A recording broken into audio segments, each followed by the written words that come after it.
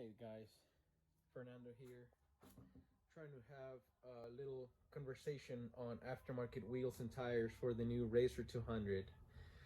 Since this is a new machine for 2022, there's not a whole lot of information out there on what you should put or what options are out there, bolt patterns, offsets, all that.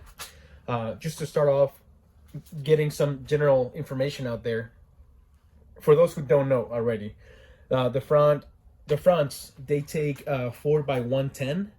The rears take 4 by 137. So that makes it weird already because you don't have the same bolt pattern for front end to rear. Another thing is some people who already swapped these tires, they got some type of spacer like 1 or 2 inches to get the wheels to stick out a little more, kind of like the fronts. But I think this sits really good. These are 14-inch wheels, 14 by 8, and the tires are 14 by 10 on 25-inch tires. I did not get any spacers because the farther out you have these tires, the harder it makes it to turn. You know, especially if your kids are riding on concrete, these tires are trying to rotate at different speeds, and this is a fixed axle. It doesn't have a differential, you know, to allow one tire to rotate a little faster than the other when it's turning. So I decided to just go with no spacers. You know, I don't know, it makes me feel like it's a more solid installation. Maybe nothing will happen, but that's just me. These look awesome, much better than stock. The offset is 5+3. So the center of the hub is more or less here. You know, this is 8 inches wide. You got 5 inches on this side and 3 inches here. So the center of the hub should be more or less here. Okay. I would suggest going with 12-inch wheels if you guys are getting some wheels for your car and you don't want to lift it. The supply for 24 or 25-inch tires on 14-inch wheels is extremely limited. I was able to find these on eBay, 25, so it's only 1 inch higher or taller than the stock tire on 14-inch wheels. I was almost gonna sell these wheels or return them because I couldn't find any tires for them.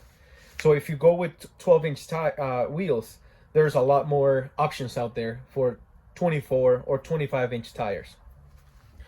The fronts, these are the same spec, 5+3, the offset. The problem that I'm having here is it actually rubs. It rubs on this metal when turning to the right in the front, and in the back when turning to the left. So I'm assuming the other side is gonna do the same when it's turning the opposite way, if that makes sense. So check out this clearance, okay? This is behind the pedals inside.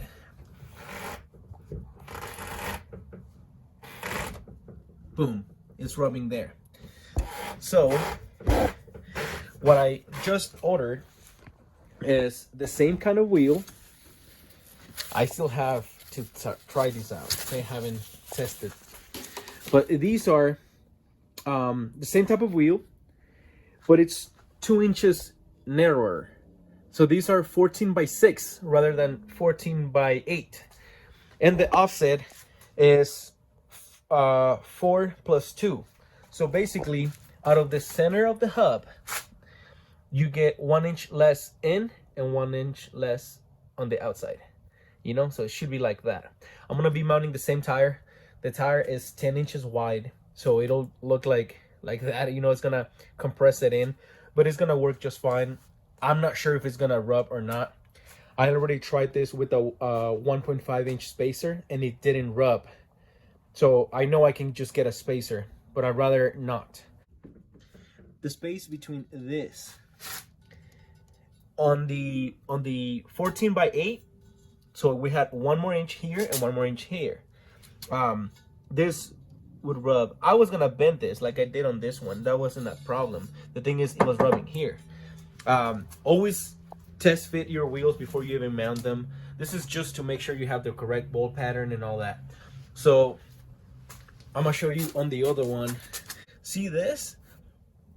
It's like 1 millimeter away.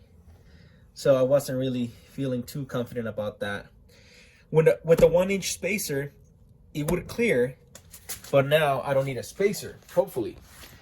And with the spacer, remember, it would be like just one whole inch outside.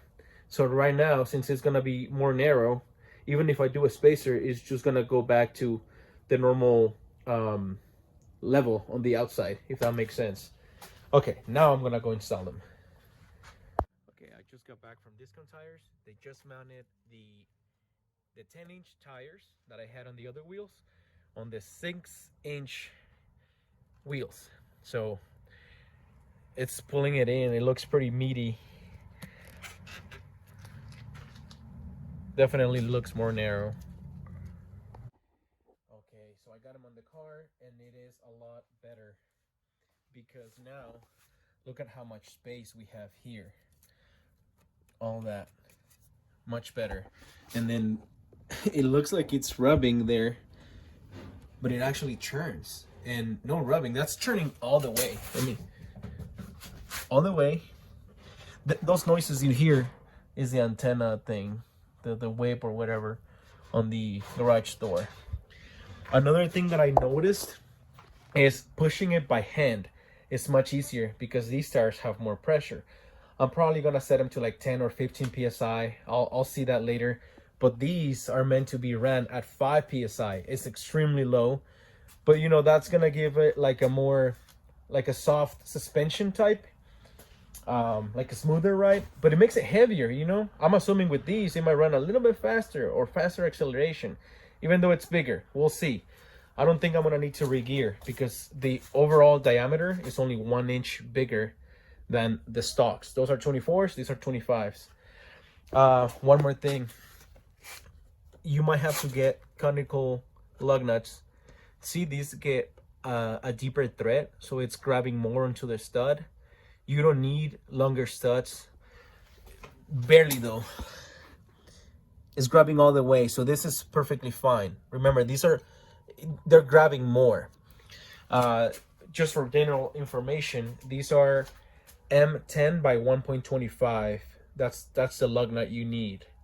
I got these on, I can't remember if it was eBay or Amazon, for like $16 or $17 for 16 pieces. So there's that for information, you guys. I hope it helps a lot of people just to clear out the questions that I had, and I just couldn't find that info anywhere. But yeah, hope it helps. Damn, this thing looks good.